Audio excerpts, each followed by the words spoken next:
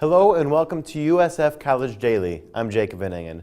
On October 20, Nintendo released its first look at their new system, the Nintendo Switch, a console designed to be played both on the big screen and portably simply by taking it out of its dock.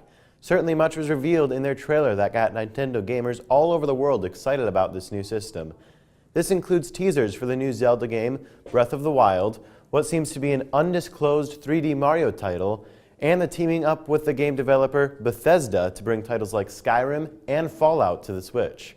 Of course, with only the trailer out yet, many questions about the new console are still up in the air. Will it be backwards compatible? How will the internet access work? What will the battery life be like when outside the dock? And of course, what will be the price?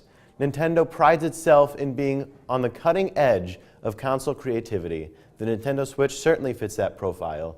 Likely to hit shelves in March of 2017, we will see for ourselves the console that the Wii U probably should have been. Back with another USF movie moment, here's Austin Clemen discussing his take on the new movie Jack Reacher, Never Go Back. Welcome to USF's Movie Moment. I'm Austin Clemen, and today I'm going to be talking about the movie Jack Reacher, Never Go Back. Now, where do I begin with this movie? Because it was a very, very underwhelming film, which upsets me because the first Jack Reacher was an awesome movie that enthralled me the whole time. I was into the action. The action was spectacular at that, and it didn't take itself too seriously, which worked perfectly for the film, because if it had taken itself too seriously, that probably wouldn't have been as good. Jack Reacher Never Go Back, however, takes itself very seriously, and the action in it doesn't stand out at all. Like in the first Jack Reacher movie, I can name a few scenes, such as the car chase scene, the fight in the apartment, or even the last final shootout scene. Those scenes were awesome action scenes and really stand out to me, just to name a few. There's a few more that I could name, but I'll stop there. Never Go Back, I can't name any action scene that stands out. You could maybe make an argument for the final fight scene, but that's really a stretch because there wasn't really anything in it that was like blow your mind awesome. And there were a few other scenes that you can make an argument for, but they really only had one or two moments throughout the scene that were cool, but that's not enough to make it a standout scene.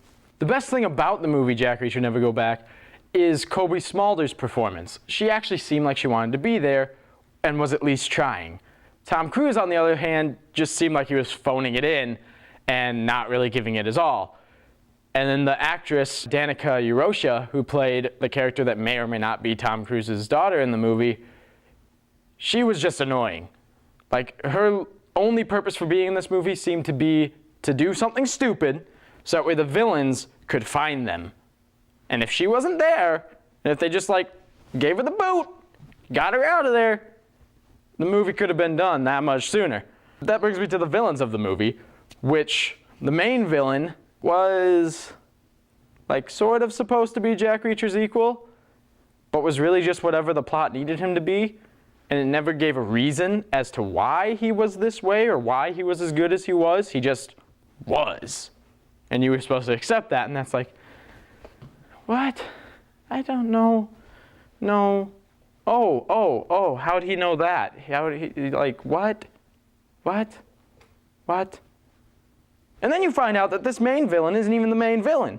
There's a head villain that's over top of him. But he's in the movie for like 10 minutes, and he does nothing of consequence. Like, going back to the scenes that were very underwhelming, like, there's a scene with that head villain, and one of his underlings tells him something about Jack Reacher and his whereabouts or whatever, and then he just tells the other guy who I'm going to call the main villain, he just tells him, go get him. That's it. That's the whole scene. Woo, scary.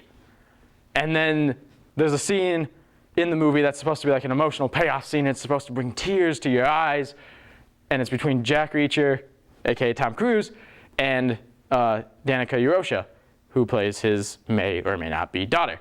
And they're talking, and it's supposed to be tearful, and they're crying almost themselves, and the whole time throughout the scene, Tom Cruise especially, and a little bit of Danica, just going like this.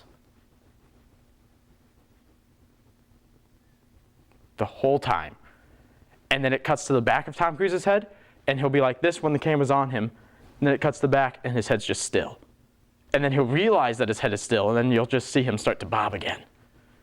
And it takes the whole emotion out of it. What? It was very distracting, very annoying.